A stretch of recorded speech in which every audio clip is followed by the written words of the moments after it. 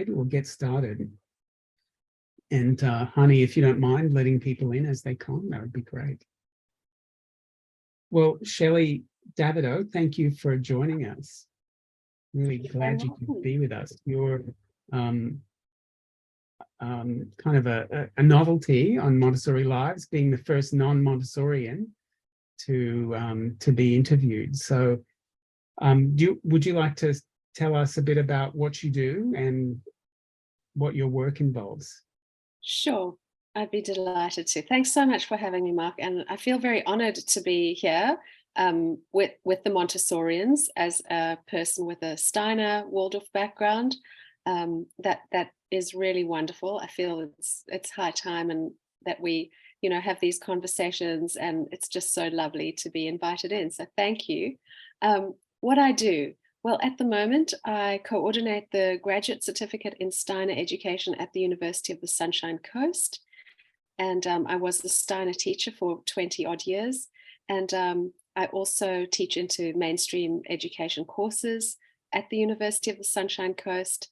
And in my other life, I'm an author. So I write books across many, many genres. I think I've done about 47 books now. So I'm a novelist, Wow. a nonfiction writer, an academic. I basically, like, writing is like breathing to me. And I also run professional development around Australia in embedding restorative practice in schools. And also I'm a heart math coach and mentor, which really has to do with balancing the autonomic nervous system through breathing and eliciting a sense of gratitude. So I combine all of those things together, and I probably have about 11 elements that could be called full-time jobs. And somewhere in between, I sleep. Tell us about your latest book. It has something to do with your accent, right? My latest book, well, the one that just came out this year was called Runaways. And I wrote that's a memoir that I wrote with my very dear friend and former student, Shaima Khalil, who I met in Qatar when I was a young teacher and she was a young student. And she was just the most beautiful person. And I was in this foreign land, and we became, a very essential part of each other's lives. And that friendship stayed and it grew, and we kept it across continents and everything. And then she became the BBC's foreign correspondent, and she ended up in Sydney.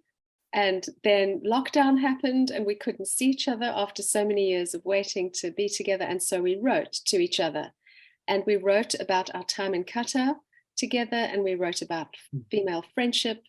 And then that became the book that came out this year. That's Runaways. Oh, I didn't know you had a book this year. I was thinking of Shadow Sisters. Oh, right. Shadow Sisters. Yeah, that's about growing up in South Africa during apartheid. That came out in 2018 with UQP. And that story was about, my parents adopted a little Black girl during apartheid. And it was very, very, it was a very tumultuous time.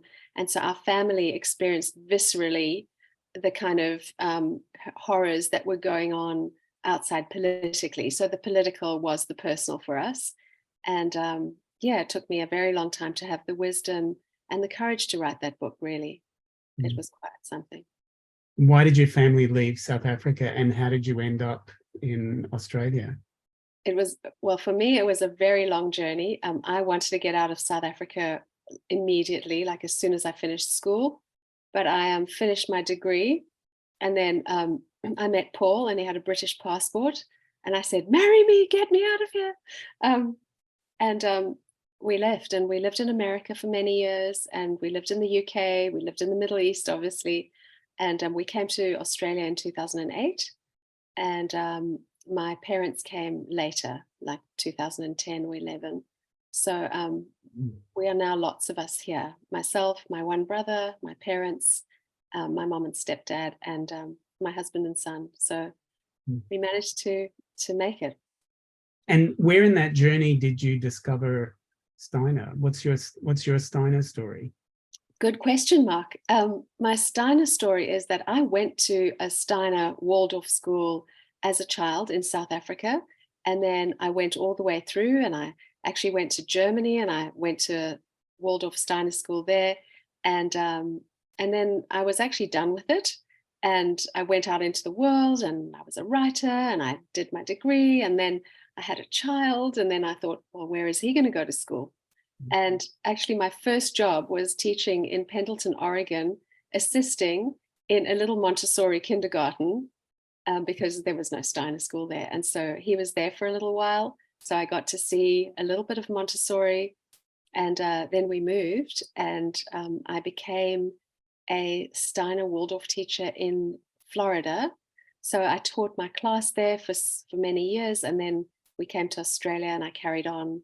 And then I got my PhD, and I ended up at the university, where they were very keen to start a graduate certificate in Steiner education and to build alternative education as a real valid place for people to go.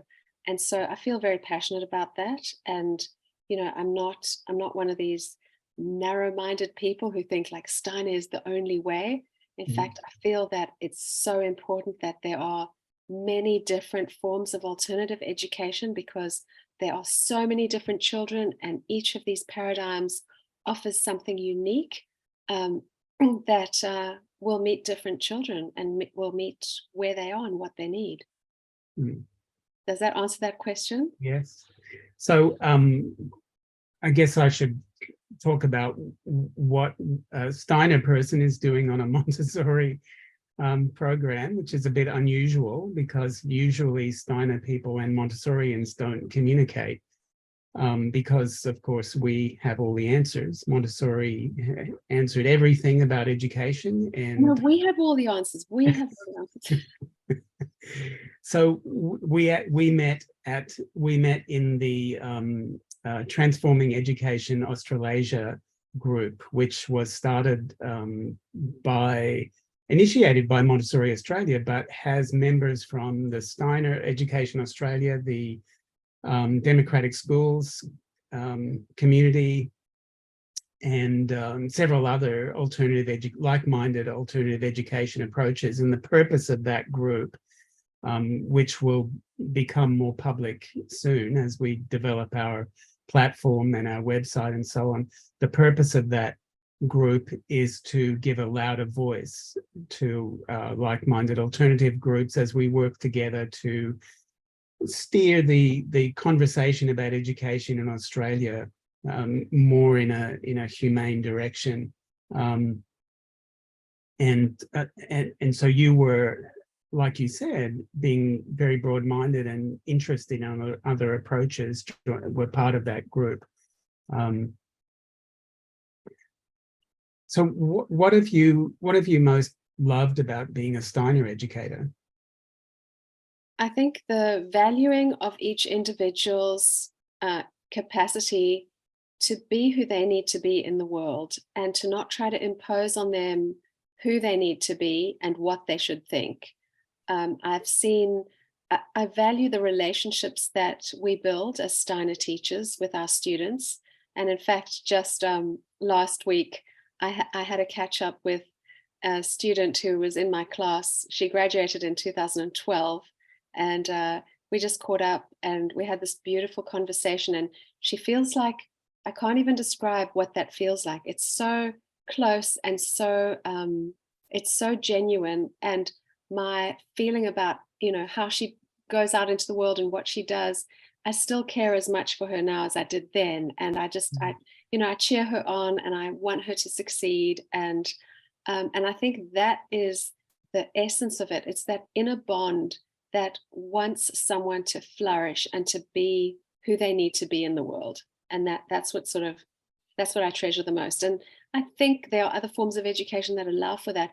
But this one, as far as I know, particularly is geared towards making that relationship central to the learning process, allowing it to take some sort of precedence.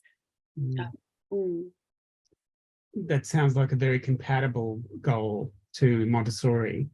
Yeah, tell me about that. Yeah. What else do you think Montessori and Steiner have in common? Yeah, Mark, since we've been talking together, I've found that there's so much overlap. I mean, even though the developmental phases are divided up differently, the idea that you're doing the right thing at the right time is pervasive in both of them. So you're doing things that are developmentally appropriate for children in different ways, but having a view that children are not mini adults and they don't do things like adults, and you need to meet them where they're at. Mm. Um, there's a lot of focus on creativity and really coming up with solutions to problems that, again, approached in different ways, but it seems to carry through in both of them.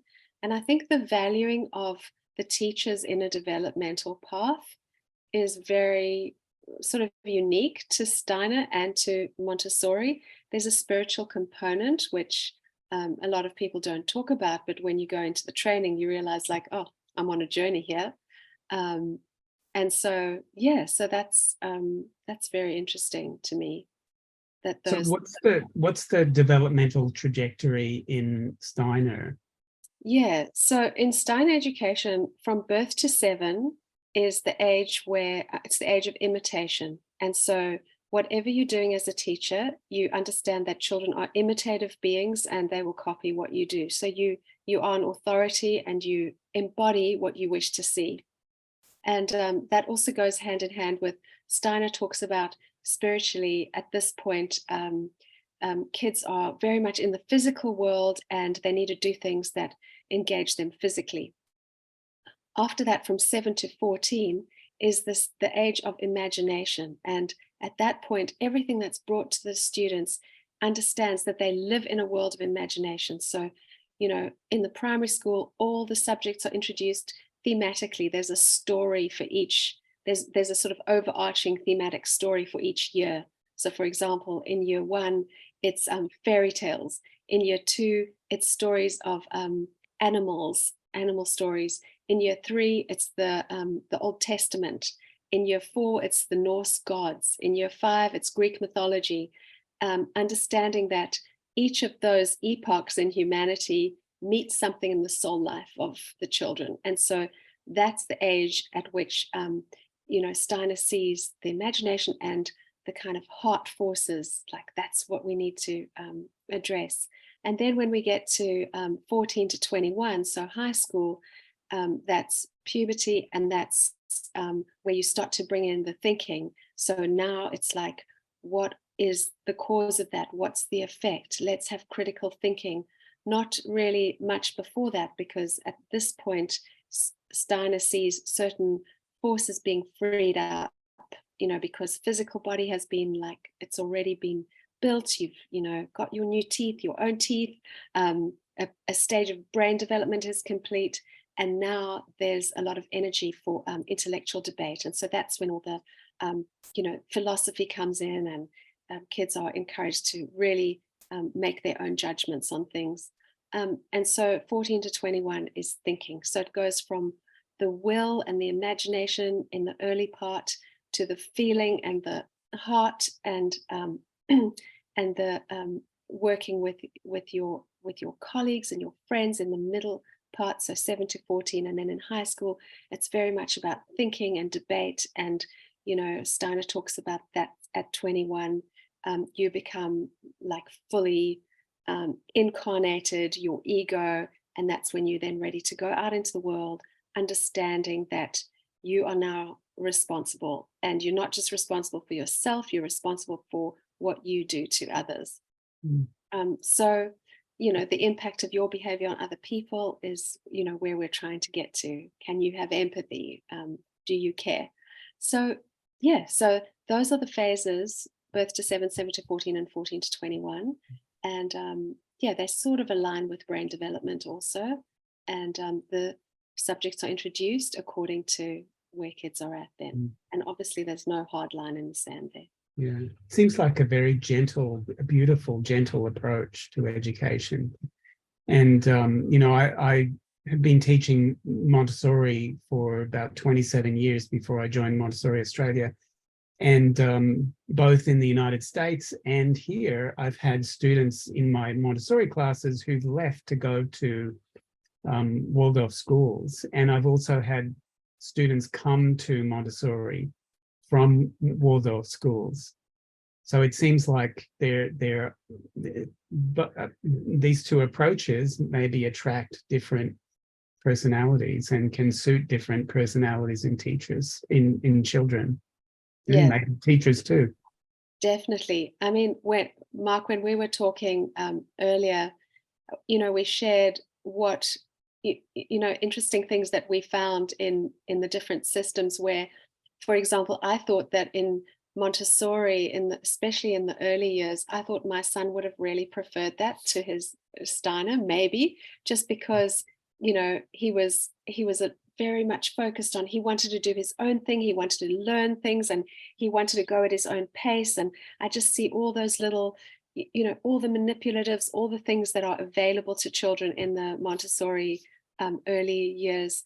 I just thought he would have absolutely loved that. And Steiner is different. It's much more of a sort of group social, everybody does this together. We all sing the song, we all go through the day together, everybody does everything. And for some kids, they kind of just want to be left on their own and do their own thing. So I feel like at that stage, I think there's a lot to be said for different environments meet different personalities. And I mentioned that I felt that Steiner might have been a better fit for my own daughter, who is a very right-brained artistic thinker.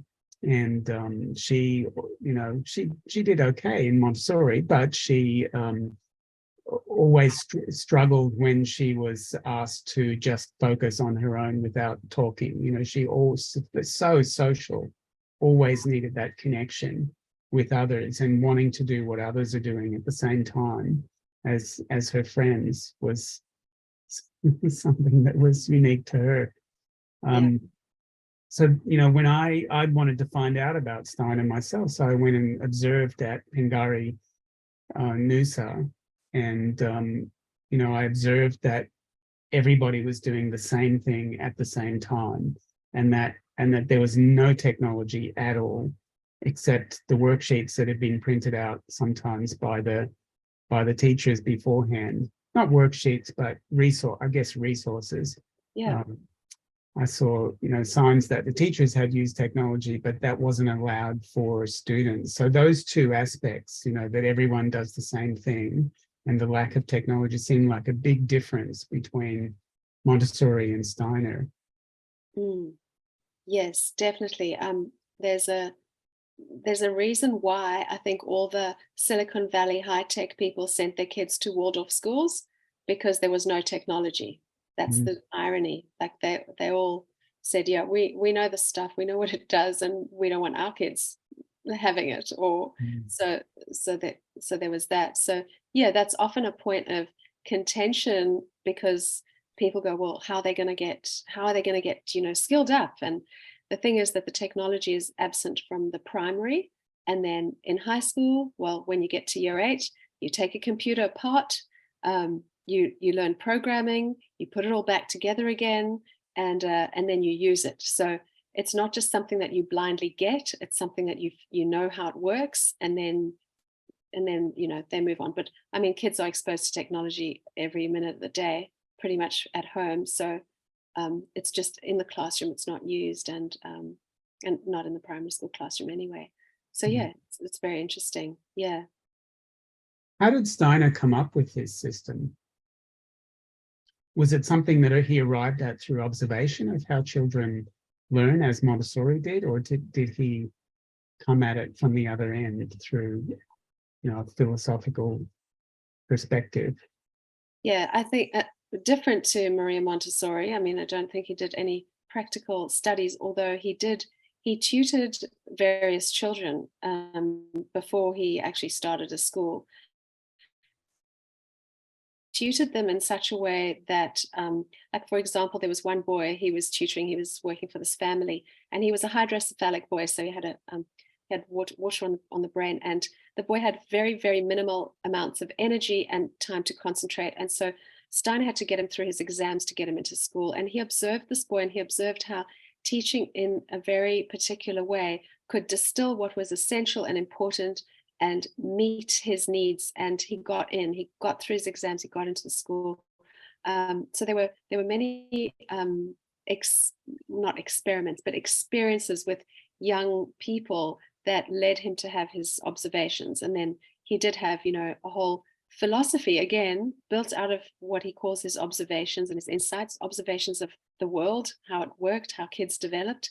And then the first Waldorf school actually was started because there was a request from Emil Molt, who ran the Waldorf Astoria cigarette factory, for Steiner to start a school for the workers of that factory, for the kids of the workers. And so Steiner often just, in fact, most of the time, he would do something if he was asked. He didn't sort of come up with a thing. When people said, we need a school, then he said about saying, okay, well, what do we want the school to look like? And what is the curriculum going to be? And what is it based on? And so anthroposophy being the philosophy that underpins it, which is kind of like, I think it's based, if you understand theosophy and then you look at anthroposophy, you see exactly where it came from, or you see the influence. And yeah, so out of that came the philosophy that the school was built on. Can you describe those philosophies briefly? What is theosophy? Theosophy, I believe, is a spiritual view of the human being that it's kind of a mixture of Christianity and Eastern religions. So it definitely sees humanity as a kind of evolutionary group of entities. Like, people are souls, and they're moving through different evolutionary cycles, and so there is the idea that people live and maybe are born again and have other lives. So that's the whole Eastern philosophy, the reincarnation aspect of it. And so the idea, when you look at education, and this is in theosophy and in anthroposophy, if you look at human beings developing, you are only ever there for a small portion of a potentially infinite journey. And so how you treat children or how you treat people is not as like, it's not like you're heading them towards a finite goal, and once you get them through, your job is done.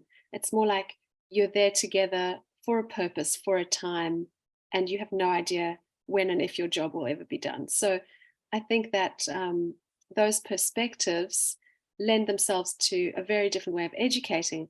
And anthroposophy, Steiner got quite specific about, what happens when, which part of your spirit is now, in the context of the classroom, which part of the different spiritual aspects of the self need to be addressed or fed or nourished. And so that becomes almost like quite specific. You can be a Waldorf Steiner teacher and not subscribe to that view, but if you have that lens, it sometimes is very illuminating, because you're like, oh yeah, I think that picture works. For me, it's like, it's a picture, and it's a metaphor that can be powerful and can really allow kids, like how I felt as a student, seen through that spiritual lens, I felt very valid and valued. So how does the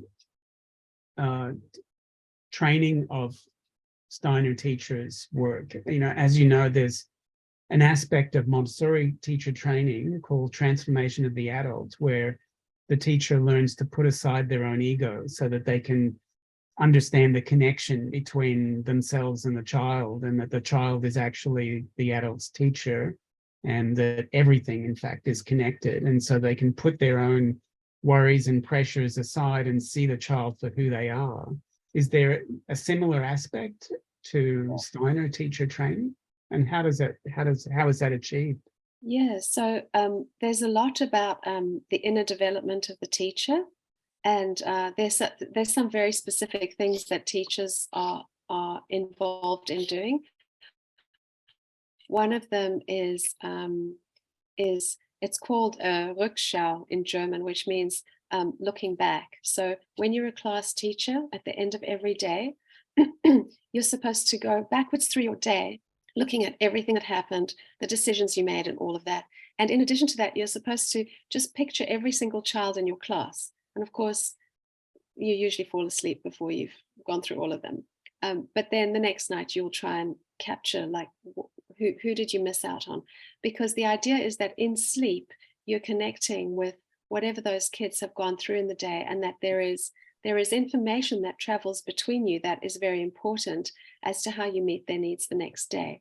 So different to Montessori, but still acknowledging that there's another part of you that is at work and that needs to meet with the children each night. And then, there's a contemplative inquiry, a child study, which is done often at faculty meetings, and teachers are asked then to, bring a child forward who's maybe presenting some challenging behaviors. And there's a very particular way that teachers go through discussing that child, and then first observing, and then getting input from the parents, and then eventually coming up with, well, now what do we do? And so very often, in some magical way, children are transformed by this process. So teachers and students are on a journey alike. And there are some really interesting approaches, but it's not in an official course, and you don't get grades for it because it can't be. So you can't have that as part of your grading process, but it is expected that if you are working in a Steiner school, you are working on yourself. Your own development is very, very important, and you're supposed to be on a journey. Yeah. So what are some of the notable challenges of being a Steiner teacher? I'm sure we have lots in common, Montessorians.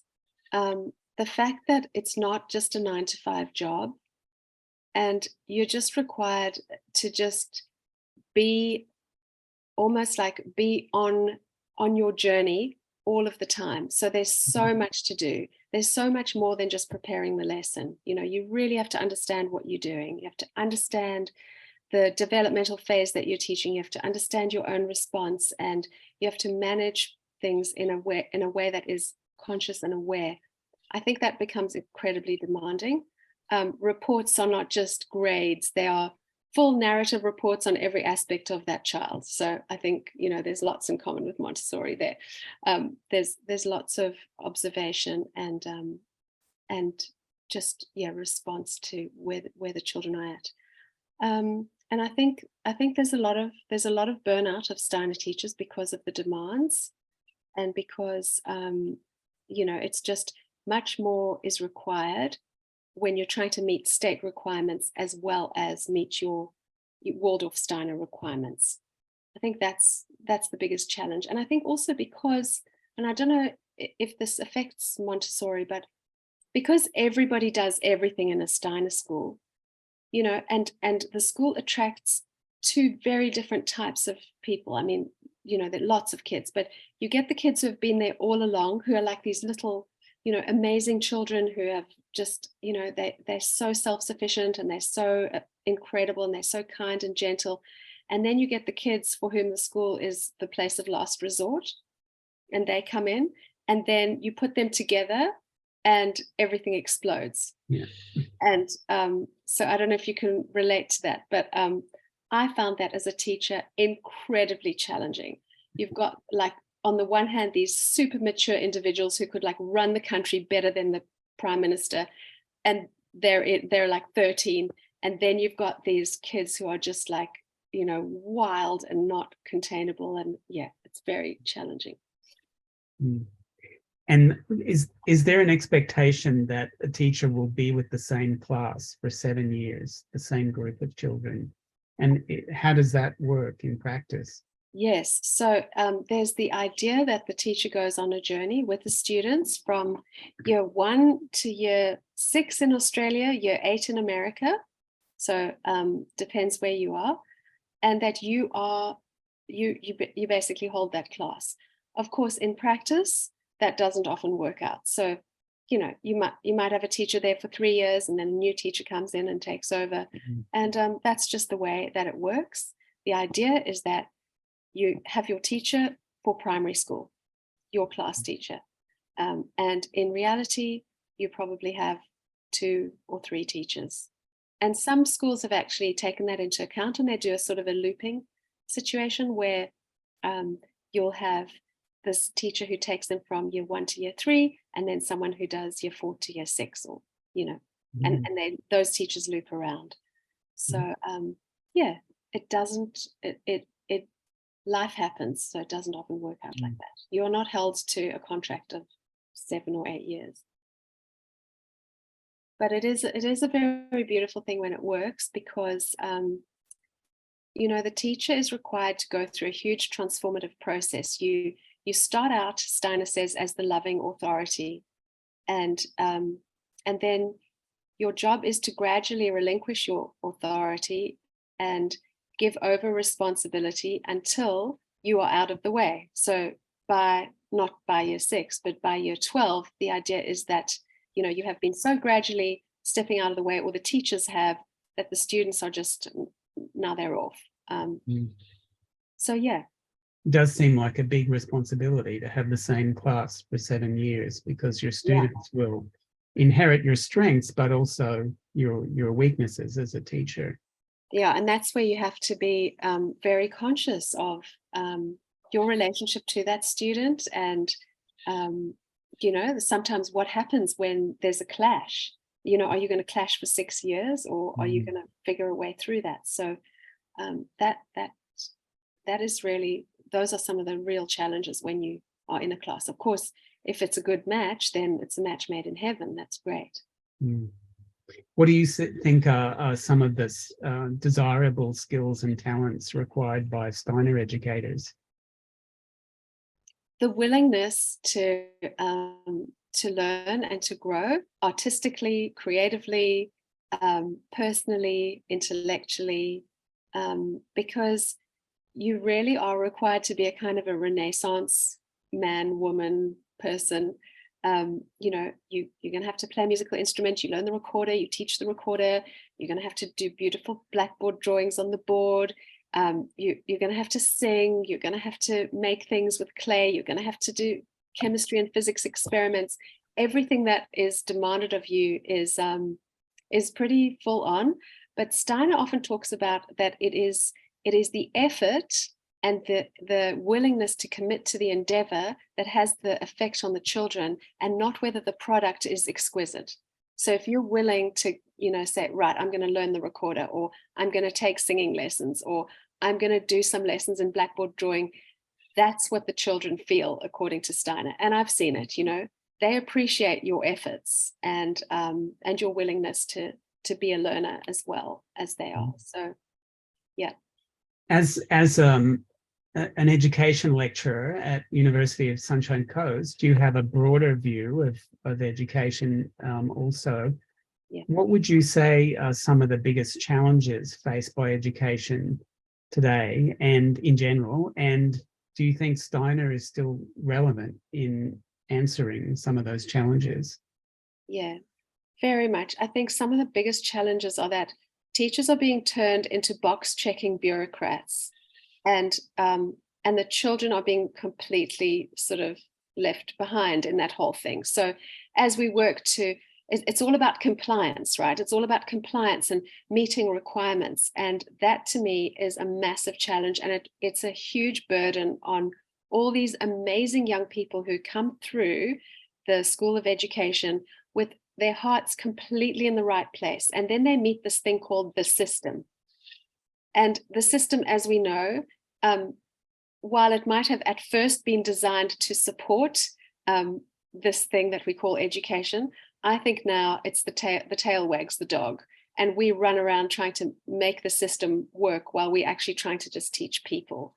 And so I think there's absolutely more room than ever for Steiner, for Montessori, for democratic schools, for homeschooling, for unschooling.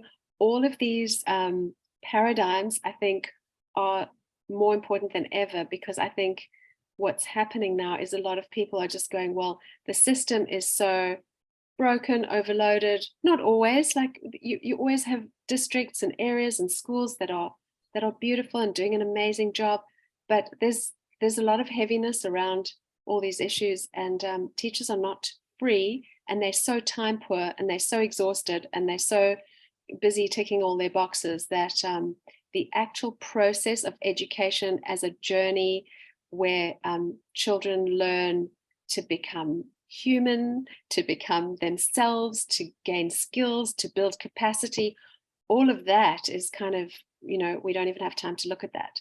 So I think there's lots of room for us all, and I think we should be as passionate and fiery about what we have to offer as we possibly can. Right. And if it's not measurable, it's not relevant.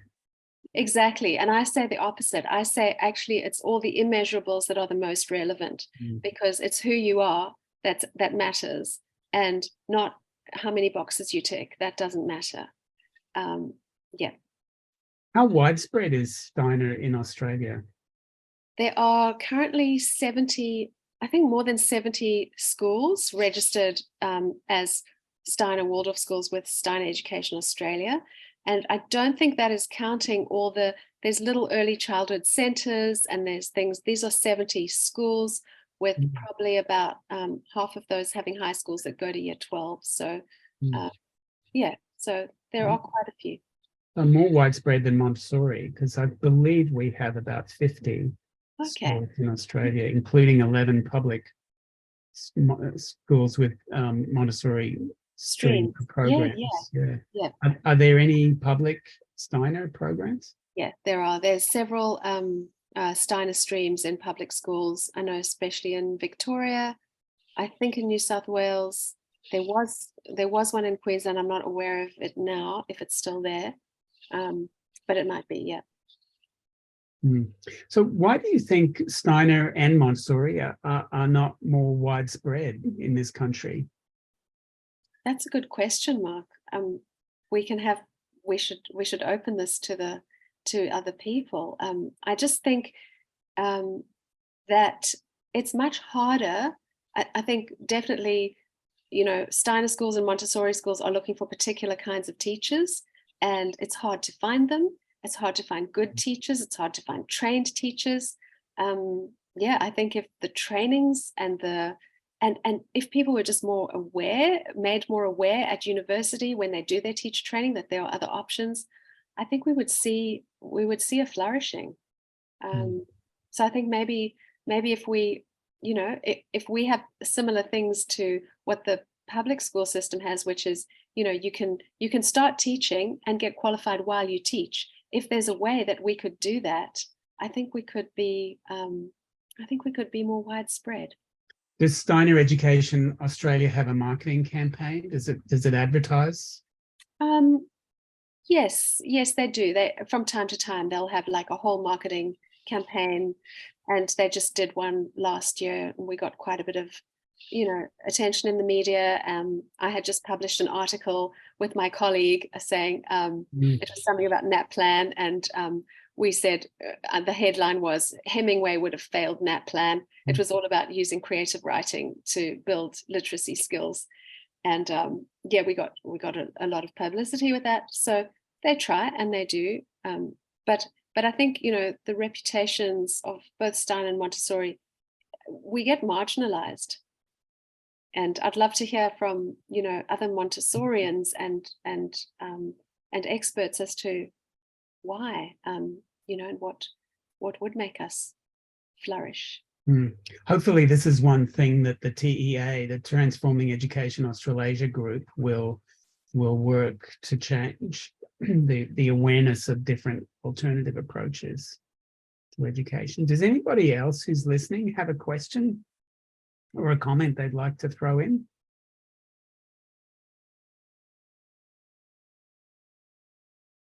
I could talk to you, Shelley, all night, but I just want to open it up to absolutely other people. Feel free to jump in if you do. Always got a question, Mark, or a comment. Yeah, please. So I think a lot of what you're saying is just so common and so relevant to Montessori. And I'm particularly interested in what you're saying about the immeasurables. And I'd love to know your thoughts, or anyone else tonight, or anyone ever, who can help us reclaim that conversation around the importance of immeasurables. Yeah. Because I know there are so many people who are highly qualified and highly supported by evidence that talk about the importance of immeasurables, and yet no one's listening to that conversation.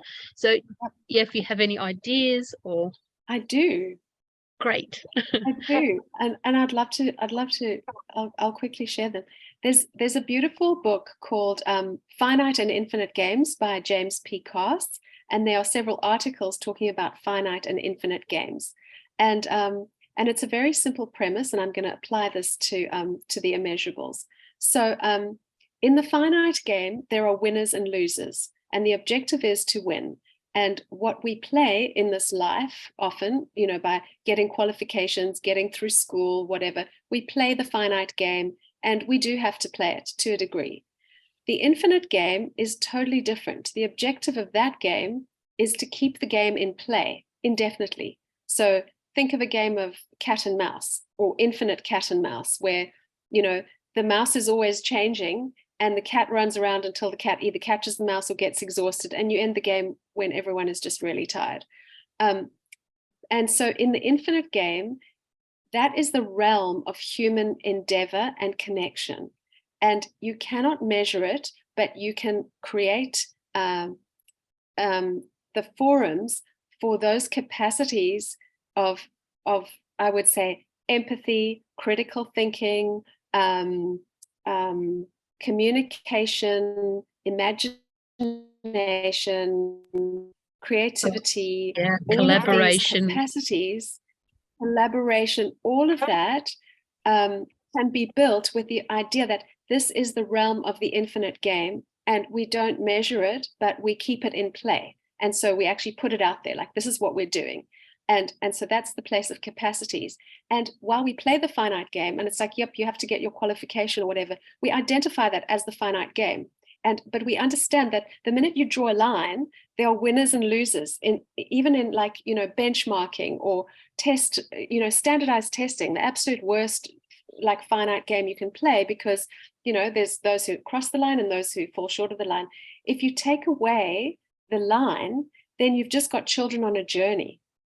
And so I like to make sure that, I think we could build a sort of almost like a framework that it's like, this is the infinite game, and here are the coordinates of that infinite game, and here's what we support and what we nurture, and this is the finite game. And the two, while they exist side by side, we don't sacrifice the infinite game at the altar of the finite game, because we know that we can't allow that to become obsolete. So that's my little philosophical response to that.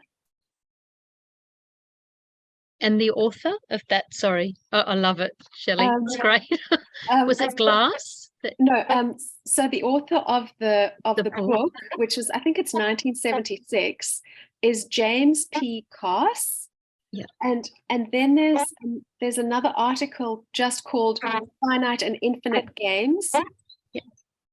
And I reckon you can just find that on like ResearchGate or anywhere. I think it's about finite and infinite games in academia, but that is valid in schools. So just check it out. Excellent. Some beautiful quotes, and I use it as my platform all the time. It's like, remember the infinite game. We at Montessori and Steiner, I really know this. That's what we're involved in, the infinite game, and we're still and the tension between trying to play the finite game whilst keeping the infinite game alive. That's what exhausts us and burns us out. So we can find the balance. We'll be good. Shelley, you coined the term Steinersori. Yeah. For this idea that the two approaches have things that they might learn from each other. So rather than just continuing with the same approach because that's what we've always done, maybe consider the possibility that there are things that both approaches might learn. What do you think Steiner has could learn from Montessorians, and vice versa? What could Montessorians learn from Steiner?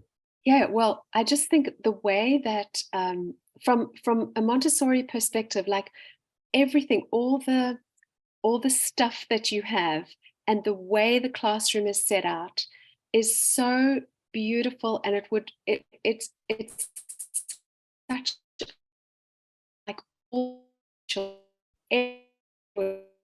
I think just amazing. And the earlier years now, right? Um, and I think that the approach to everything, like especially mathematics, if you build maths in the Montessori way, I can't see many people falling through the cracks. I just feel like it's really significant. It's so brilliant. And what I think Steiner has to offer is like that imagination, the realm of imagination, like the power of metaphor through story. And the way that, because, mirror neurons work like this, when you tell a story, a fairy tale, for example, and, you have like Cinderella, the Grimm's fairy tale, Cinderella is absolutely gruesome, but, and what happens to the sisters is terrible. They cut off their heels and they cut off their toes to try to fit the feet into the shoes to get the prince, and there's blood on the shoe. And then when finally Cinderella goes to marry the prince and the sisters go to the wedding, on the way to the wedding, these crows peck out their eyes, and on the way back from the wedding, they peck out their eyes. And so you're like, whoa, but you tell the story. And then like I had this little girl say to me at the end of that story, but Miss Davidow, that was too much. That was wrong. What happened to the sisters? And I said, why? And she said, because they already didn't get the prince. Like they didn't have to suffer that much. And suddenly I realized there is empathy for the wrongdoer. Like that is a very powerful, infinite game quality that we're trying to build. So I think, the approaches in Montessori are so valuable. The stories and the power of narrative and metaphor in Steiner is so powerful. And I feel like if I were to create an ideal like childhood setting, I would just have all of that and I would just put it all together, because I think, why should they miss out on, why do you have to only have one? And so I know that people will be like, oh, you can't do that. And maybe you can't, but I just think, I don't know, my kid would have loved that. Sometimes I wonder whether Montessori has become a bit stale over the years. It's like, particularly the way that it's seen by the general public, particularly associated with the image of an elderly Italian woman who died 70 years ago, kind of that image just promotes this idea that we're a thing of the past, that we're stale and, not relevant to the modern world. Do you think there's a way that we can rebrand Steiner and Montessori to make them relevant to the concerns of the contemporary parent? Yeah, definitely. Yeah, absolutely. And I think, rather than getting sort of stuck in a personality cult of Maria Montessori or Rudolf Steiner, it's like we have to look at what are the essentials that are valid regardless of what happens in the world. So it's like, what remains when the temporal things burn away and the context changes? Like, could you still have a Steiner school and not have, beautiful Stockmar beeswax or wax?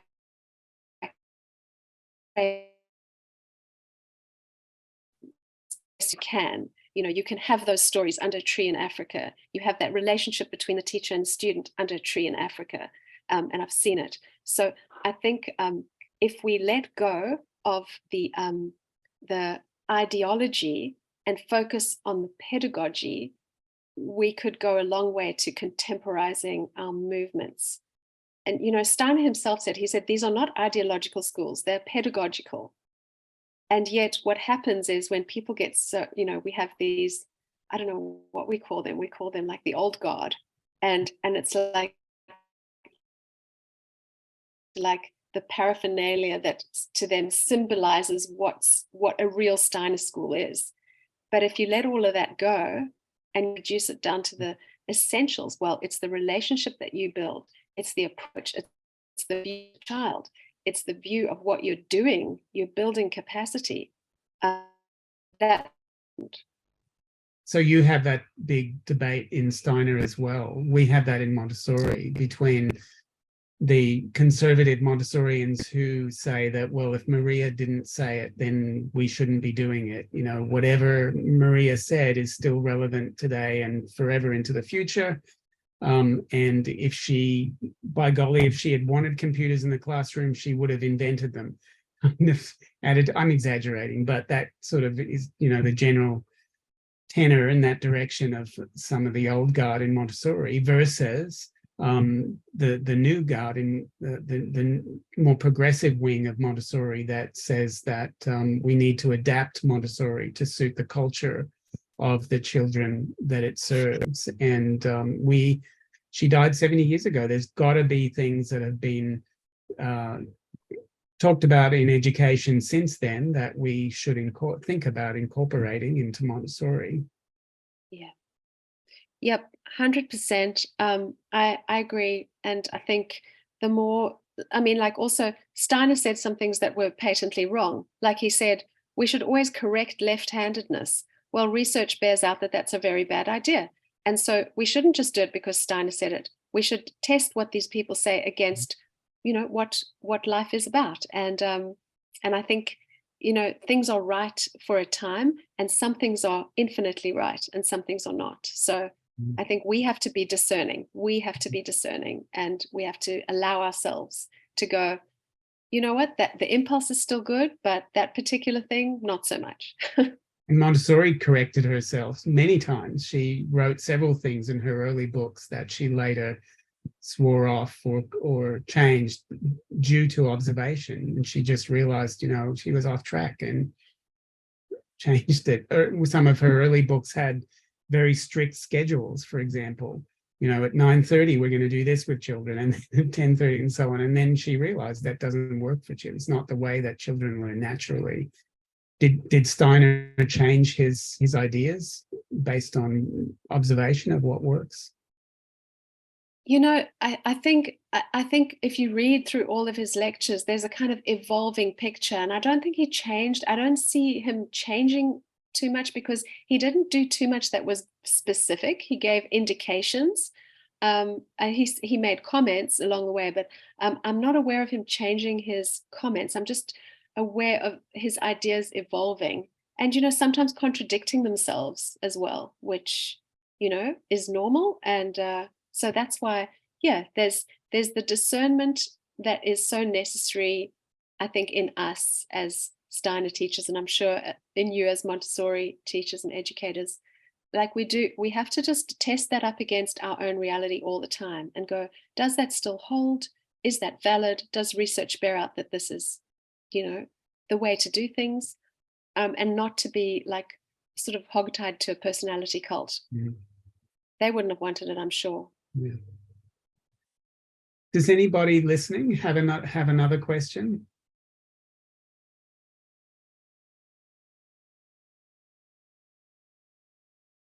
Or just, you know, or even a curly question, even a critique, even something that you've heard. Like there's a really great website run by my former supervisor, Stephen Keith Sagarin, and it's called, I think it's 22 myth busting. It's 22 things Steiner never said. And it's all these like things that schools do that have nothing to do with what Steiner ever said. And it's really fun to go in there. And when our students who become Steiner teachers go into their schools, they are horrified often to find that the schools are still like doing these mythical things that have no basis in anything Steiner said. So it's kind of like, you know, copy and paste from what has gone before. So we try and do a bit of myth busting. And I don't know. What are some of those? First of all, some schools will say you can't wear black. No one can wear black. And it's like that is a horror to me. Like Steiner wore black every single day and children still loved him. And he didn't say anything about black in education. He gave color lectures and he talked about qualities of color. But this whole thing about, you know, you can't wear black or what are some of the others? Yeah, just things about technology and computers, like you can't use technology. You know, technology then was, you know, a spinning wheel and stuff, and they used it. And Steiner said, we have to do everything we can not to alienate the children from modern life. That's what he said. So, you know, you wait and then you introduce computers when it's developmentally right, but you don't stop that. It's not like it's a no. It's not Steiner. Yeah. So there are lots of funny little things, you know, the morning circle, which everyone does in a Steiner school. Steiner didn't give a morning circle. That was something that sort of got stuck on during the 60s, where you do all these songs in the morning and all of that. You know, there are a lot of things that individuals introduced that Steiner didn't actually talk about at all. There wasn't even a Steiner kindergarten when he was alive. So all of that came after his death. I think Shelley, everybody's quiet because we all experience the same thing, and we think, oh my goodness, there's nothing to ask here. we know exactly what you're talking about. Oh, that's so lovely. Well, tell me, I'd love to hear from you. Just, you know, any feedback. I'm so grateful. I'd love to hear little voices, even popcorn style, just, you know.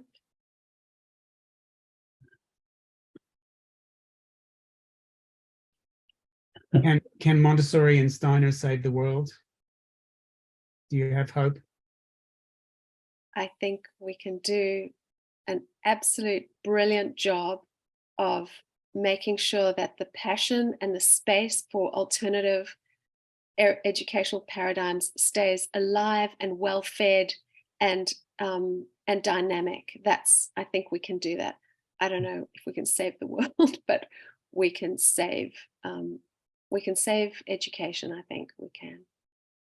Well, I think personally, one of the ways that we can move towards saving the world is to talk to each other and to involve each other in the struggle to change the dialogue about education. And so one of the things that Montessori Australia is doing is trying to be more inclusive of other alternative approaches and, you know, look at what our common a common core is in our beliefs and strategies, and see where we can build on one another's approaches to help change that conversation. So we're having a conference in March on the Gold Coast, early childhood focused, called Best Practice in Early Childhood, and we're having another conference in Sydney, October 28th, 29th. And you'll be a speaker there. And we're talking, the theme of that conference is transforming the adult. And you'll be talking about how that works in Steiner education, Steiner teacher training. We'll also be having a speaker from the democratic school community to talk about how they do that aspect. And a panel at the end on Sunday afternoon about what we can learn from one another about transforming the adult, being the best adults we can be for children. That's so lovely. Well, it's such an honor to be here, Mark, and thank you so much for inviting me. I feel really, very, very touched, and also just so glad for the openness to this dialogue, because I feel passionate about it too. I think we need to talk to each other, and I'm very honored to be at your conference. I think it's wonderful, and I learn so much. And that's always, you know, such a joy. Well, thanks for your time tonight, Shelley. It's always so fun talking to you. You too. Thanks, Mark. That was great. Thank you. Thank you. Good night, everybody. Good night. See you in 2 weeks. Bye. Thanks, Mark. Bye-bye. Thank you.